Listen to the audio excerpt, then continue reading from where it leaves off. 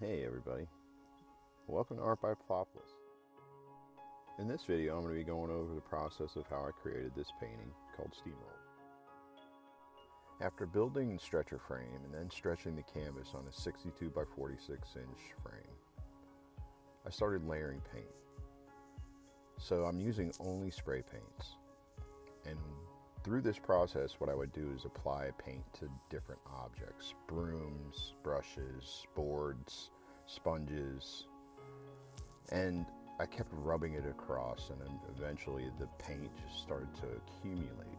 And then I built the layers according to the colors that I was trying to achieve on the canvas. My attempt was to try to make the drum appear more three-dimensional. As I worked, I'd flip this thing upside down, sideways, any way that I could to help me try to create the contour.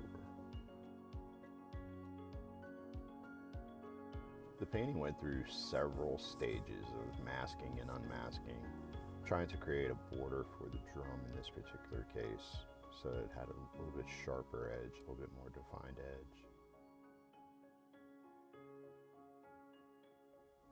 I'm really pleased and kind of surprised at the amount of texture that I was able to generate on this piece of canvas, simply by spraying paint on stuff and then rubbing it against the canvas. When you're really up close to the canvas, it's remarkable how much color there actually is across the surface. It also has an incredible amount of light play, so in any setting it'll look pretty three-dimensional.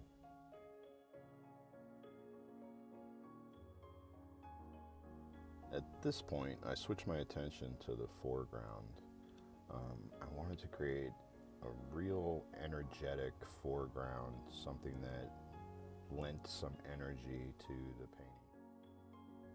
So I set off trying to create a splatter effect, as if the roller is rolling over objects and discharging splatters of paint as a result of the pressure of the roller.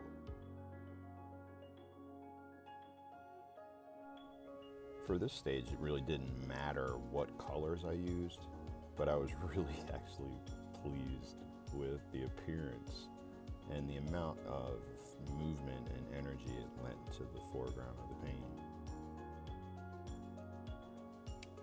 I do enjoy unmasking my paintings. It is kind of interesting to see the before and after.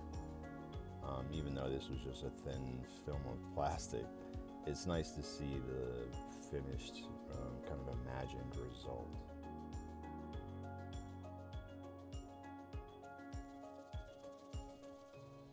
I continued using red to kind of build up the spray paint layers, and using a syringe, I just kept going over the same beads of paint over and over to create some paint depth and body.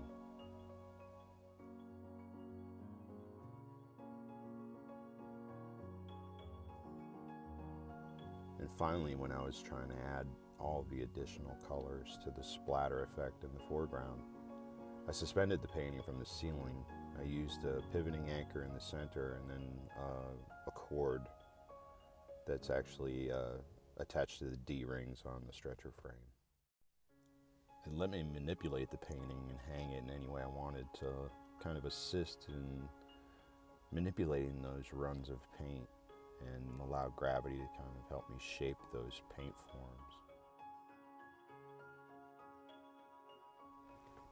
I love how the results added so much energy and vibrancy to the foreground. And I love the way that light plays across the canvas in different lighting situations.